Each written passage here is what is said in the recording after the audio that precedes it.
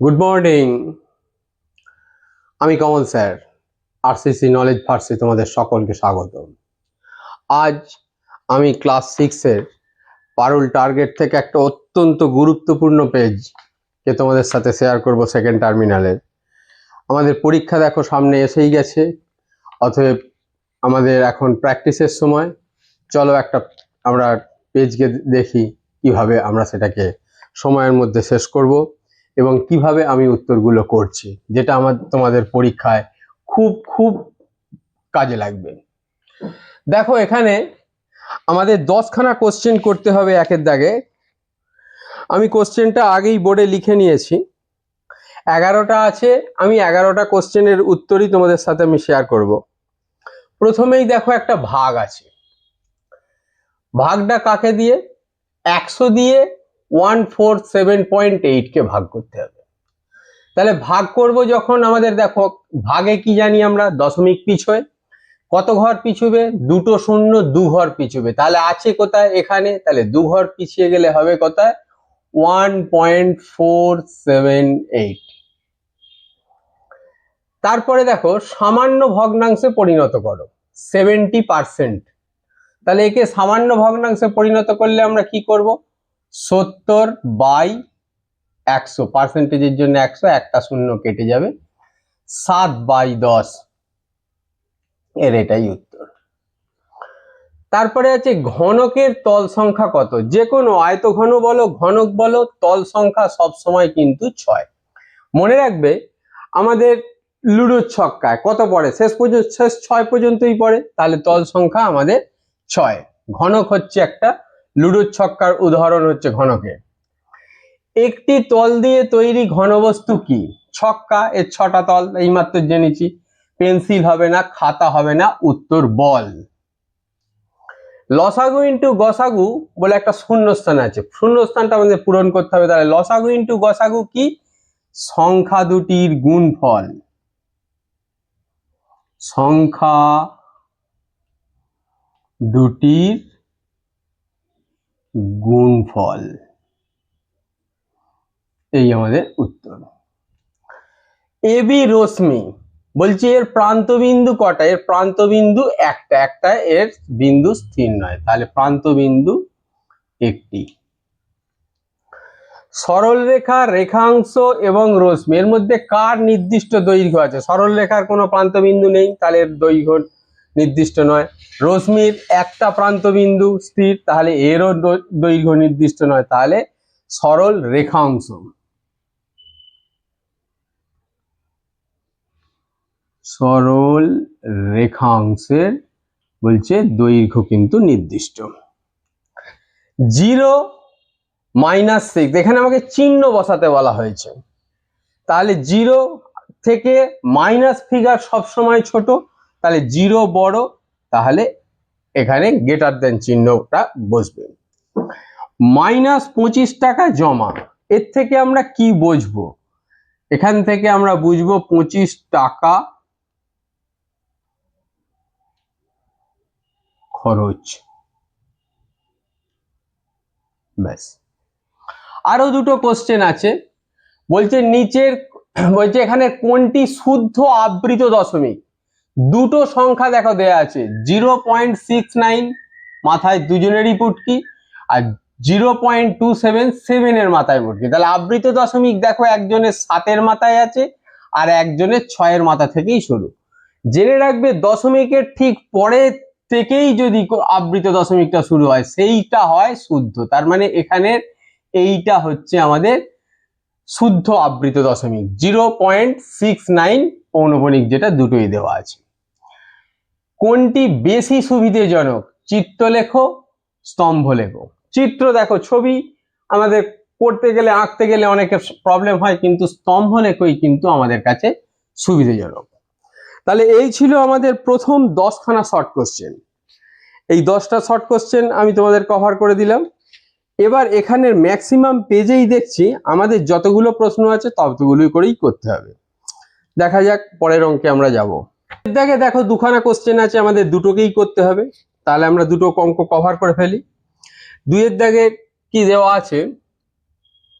দুইয়ের দাগের 1 নম্বর অঙ্ক একটা প্লেন গুণ আছে 8.23 ইন্টু 0.3। তাহলে দেখো এটা প্লেন 3 দিয়ে গুণ, আমরা 3-এর নামটা মুখে মুখে করেই দিতে পারি। 3 3-এ 9, 3 2-এ 6, 3 8 24। এবার দশমিকটা গুণে নেবো 1 ঘর 2 ঘর 3 ঘর পরে আছে, তাহলে 1 2 3। তাহলে উত্তর আমাদের এটাই। একদম ছোট্ট অঙ্ক ছিল। 2 নম্বরে একটা অঙ্ক আছে এখানে, বলছে দশমিক ভগ্নাংশে প্রকাশ করো 3%। তাহলে দশমিক ভগ্নাংশে প্রকাশ করো 3% মানে আমরা কিভাবে লিখতে পারি? 3/100, 100-র মধ্যে 3 তবেই 3%। এবার 100 দিয়ে ভাগ মানে দুটো শূন্য, দশমিক 2 ঘর পিছিয়ে যাবে। তাহলে 2 ঘর পিছিয়ে গেলে দশমিক এখন আছে কোথায়? একদম ডান দিকে থাকে, আমরা জানি। তাহলে এইখানে দশমিক, তাহলে এটাই উত্তর। নেক্সট আমাদের 3-এর দাগ। 3-এর দাগে দেখো এখানেও কোনো অপশন নেই, আমাদের সব অঙ্কই করতে হবে। তাহলে 3-এর দাগের 1, আমাকে এখানে বলা হয়েছে বড় থেকে ছোট সাজাতে হবে। 0.6 ইন্টু 0.7, এটা আমরা যদি গুণ করে দিই 6 7 42। দশমিক কত দেখো? 1 ঘর 2 ঘর পরে দশমিক, তাহলে 0.62 এটা। আর একটা আছে 0.6 আর 0.7। তাহলে এগুলোকে যদি আমি প্রত্যেকে দেখো দশমিকের পর এটা 2 ঘর আছে, তাহলে এদেরকেও যদি আমি 2 ঘর করে নিই, একটা করে শূন্য খাইয়ে দেবে, কারণ দশমিকের পরে শূন্য যেহেতু কোনো ভ্যালু নেই, আমরা শূন্য খাইয়ে সমান করে নেব। এবার আমরা দেখো এটা 42, এটা 60, এটা 70। আমরা কিন্তু এবার আমরা চিনতে পারছি কে বড় কে ছোট। তাহলে বড় থেকে ছোট, বড় থেকে ছোট। তাহলে বড় কে দেখো 70, সেটা পেয়েছি কোত্থেকে? 0.7, এ সব থেকে বড়। তারপরে বড় কে? এ, সেটা পেয়েছি কোথায়? 0.6। সব থেকে ছোট হচ্ছে এটা 0.6 ইন্টু 0.7। এটাই উত্তর।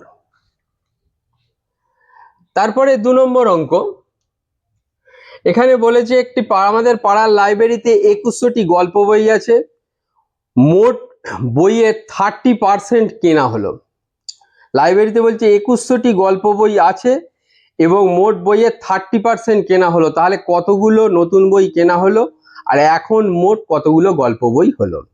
তাহলে মোট বই যদি 2100 হয়, তাহলে বই কেনা হলো কত? তাহলে বই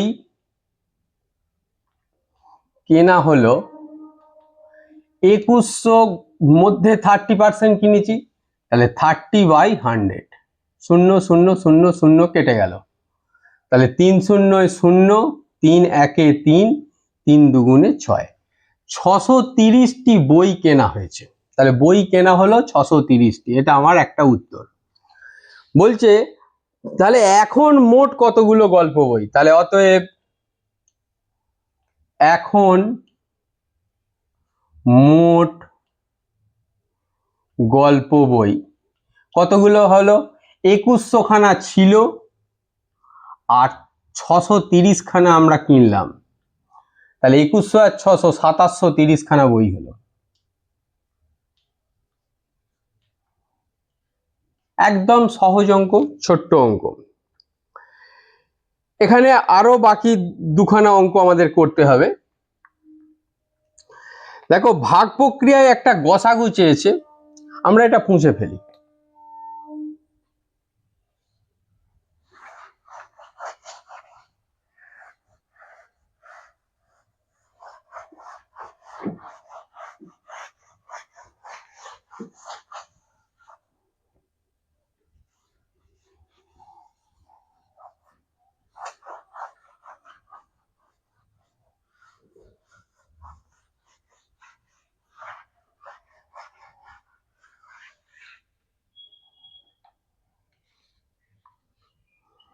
তিনের দাগে 3,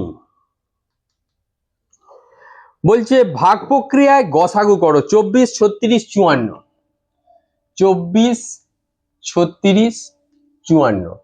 তাহলে ভাগ প্রক্রিয়ায় গসাগু আমরা করে দিই। চলে 24 দিয়ে 36, 24 একে 24, এটা বিয়োগ করলে 12, আবার 12 দিয়ে 24, 12 দুয়ে 24। তাহলে এখানে উত্তর হলো 12। এই ফিগারটা দিয়ে থার্ড ফিগারকে ভাগ করবো আমরা। তাহলে 12 দিয়ে 54, এই 54 আছে সংখ্যাটা, 54। তাহলে 12 দুগুণে 24, 3 বারম 36, 4 বারো 48, 5 বারম 60, বেশি হয়ে যাচ্ছে। তাহলে 4 বারো 48, 14, 6 দিতে হাতে রইল 1, তার মানে 6, 6 দিয়ে 12, 6 দুগুণে 12। তাহলে মিলে গেল অঙ্ক। তাহলে উত্তর আমাদের এটা, নির্ণেয় গসাগু।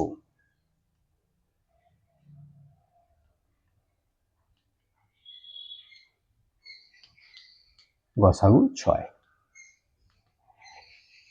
এই একখানে আমাদের অঙ্ক গেল। আর একটা হচ্ছে পাশের একটা চিত্র দেওয়া আছে যার পরিসীমা বের করতে হবে। 4 নম্বর অঙ্ক। দেখো চিত্রটা আমি তোমাদের সামনে দেখিয়ে দিচ্ছি। এই ধরনের একটা চিত্র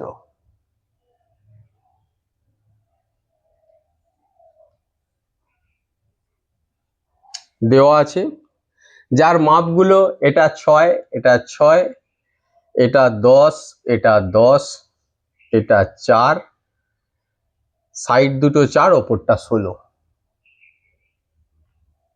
এগুলো সব সেন্টিমিটারে আছে। পরিসীমা মানে কি? টোটাল 4 দিকটার দৈর্ঘ্যের যোগফল। তাহলে এর পরিসীমা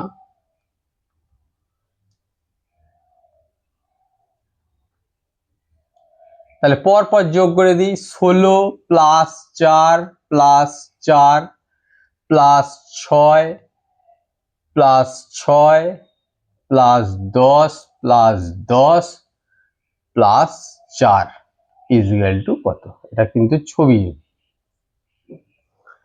তাহলে দুটো 10, দুটো 6, একটা 4, এখানে দুটো 4, তিনটে এটা। তাহলে দেখো 10 আর 10 এ 20, 20 আর 12 32, 32 আর 12 44, 44 আর 6 50, আর 1 60 সেন্টিমিটার। আর এই ছিল এর উত্তর। 4খানা অঙ্কই আমাদের কিন্তু এখানে 3-এর দাগে কভার হয়ে গেল। নেক্সট আমাদের 4-এর দাগ। 4-এর দাগ দেখো, বিপরীত সংখ্যা সূত্র প্রয়োগ করে একটা বিয়োগ করতে বলেছে। 4-এর দাগের 1। বিয়োগটা কি? Plus 25 minus plus 21। বিপরীত সংখ্যার সূত্র প্রয়োগ মানে এই দুটো চিহ্ন চেঞ্জ হবে। তাহলে এটা যেমন আছে থাক, তাহলে এটা প্লাস হয়ে যাবে, এটা মাইনাস হয়ে যাবে। প্লাসে মাইনাসে মাইনাস, অঙ্ক বিয়োগ হবে। 25 থেকে 21 গেলে 4, বড় সাইন প্লাস। তাহলে এর উত্তর +4। 2 নম্বর অঙ্ক।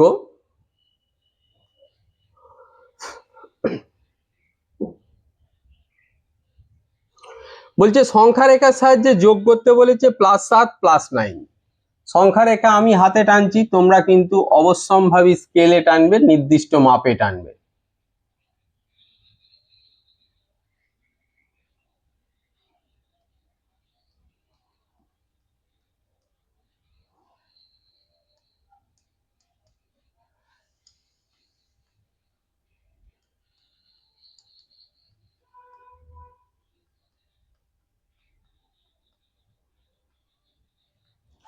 দেখো কি অঙ্ক বলা আছে, +7 +2।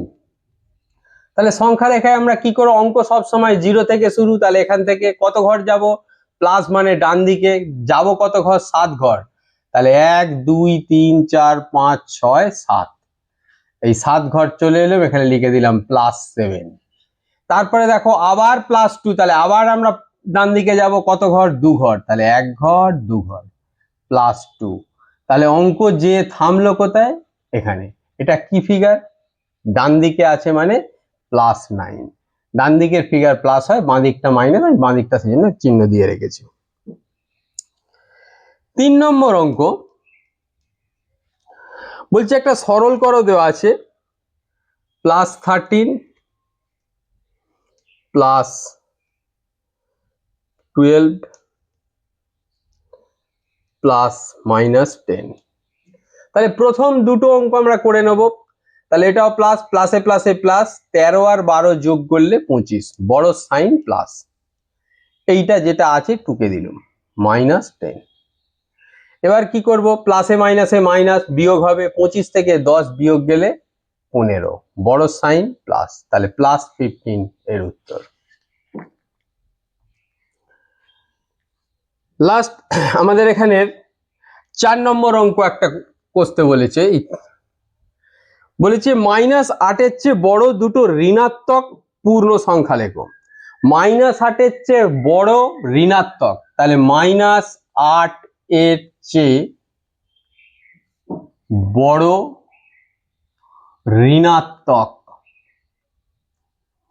ঋণাত্মক সংখ্যা বড়, তাহলে মাইনাস ফিগার জানি যত বড় হয় সেটা তত ছোট, তাহলে দুখানা সংখ্যা আমাকে লিখতে হবে, তাহলে 8 এর থেকে ছোট সংখ্যা লিখে দেবো কিছু, -6, -7, -5, যা খুশি, যে কোনো দুটো লিখতে বলেছে, আমি 3টে লিখে দিলাম। এটা -1ও হতে পারে, -2ও হতে পারে, ইত্যাদি। তাহলে এই ছিল আমাদের 4-এর দাগের অঙ্ক। নেক্সট আমরা 5-এর দাগে যাব। 5-এর দাগেও আমাদের এখানে সবকটা কোশ্চেনই করতে হবে। 5-এর দাগে দেখো, দুটো ঘনবস্তুর সঠিক নাম আমাদের লিখতে হবে। দুটো ঘনবস্তু কি দেওয়া আছে দেখো, একটা ছবি দেওয়া আছে এরকম,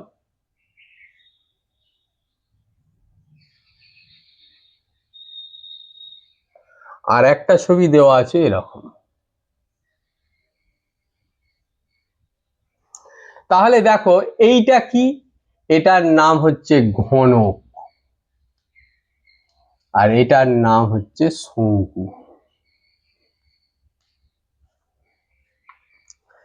2 নম্বর কোশ্চেন বলছে একটি বক্রতল, দুটি সমতল আছে, এমন একটি ঘনবস্তুর ছবি এঁকে দেখাও।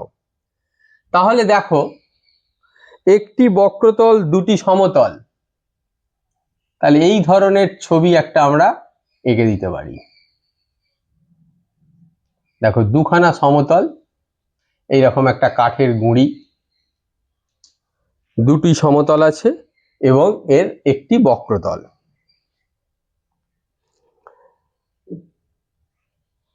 3 নম্বর ছবি, 3 নম্বর অঙ্ক বলেছে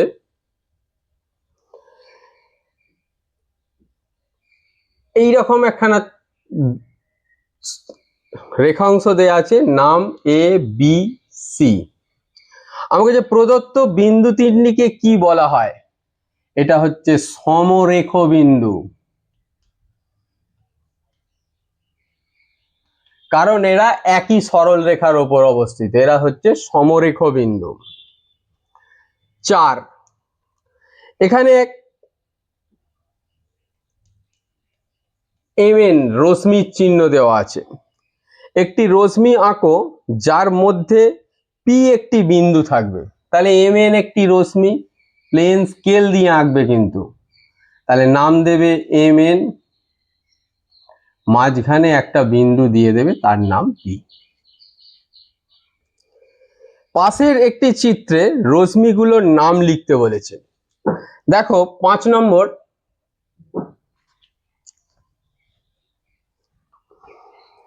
একটা ছবি আমাদের দেওয়া আছে। ছবিটা কিরকম, এই ধরনের একটা ছবি, এইখানে অ্যারো দেওয়া আছে, এটা DABC।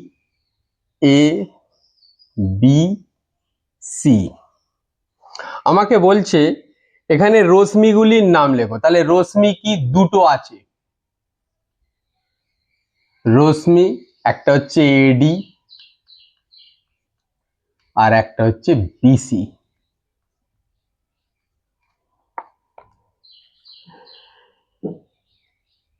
6 নম্বর অঙ্ক বলছে AC DC দুটি সরল রেখাংশ আঁকো যারা পরস্পর C বিন্দুতে ছেদ করেছে।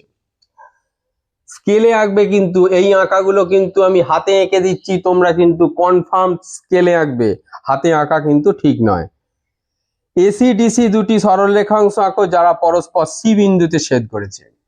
তাহলে প্লেন দুখানা সরলরেখা স্কেল দিয়ে একটা বিন্দুতে জুড়ে দেবে, নাম দেবে এসি আর একটা ডিসি। এই বিন্দুগুলো কিন্তু স্থির, যেহেতু আমাদের বলে দিয়েছে কিন্তু সরল রেখাংশ, তাহলে এসি ডিসি দেখো সি বিন্দুতে মিলিত হয়েছে। এই ছিল আমাদের 6 নম্বর অঙ্ক। দেখো প্রতিটা অঙ্কই আমাদের আমরা কভার করে ফেলেছি। এই ছিল আজকের পেজ, খুব খুব দরকারি একটা পেজ, খুব ভালো করে তোমরা প্র্যাকটিস করবে, এটা তোমাদের পরীক্ষার জন্যে খুব খুব ভাবে সাহায্য করবে। এবং তোমাদের পেজটা কেমন লাগলো সে অবশ্যই আমাকে জানাবে, ভালো লাগলে অবশ্যই লাইক করবে, শেয়ার করে দিলে বন্ধুদের সঙ্গে এটা আরো ভালো হয়। যাদের পেজ সাবস্ক্রাইব করা নেই তারা অবশ্যই করে সাবস্ক্রাইব করে নেবে পরবর্তী পেজ, তাহলে তোমাদের কাছে তাড়াতাড়ি পৌঁছে যাবে। সকলে ভালো থাকবে, আজকের ক্লাস এখানেই রইল।